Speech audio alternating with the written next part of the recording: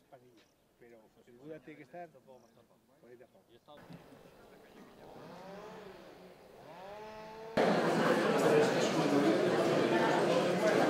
Marcelino llega a 1,5, que ahí tenía muchos problemas.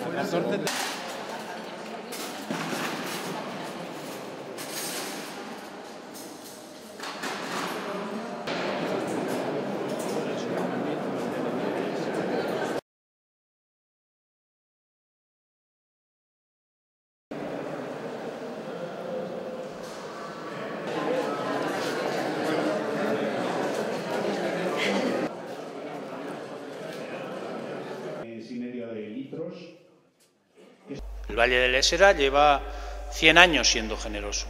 Es un valle que ha visto inundada una parte de su territorio, algún pueblo, hace ya muchos años, para que otras zonas más al sur pudieran estar vivas.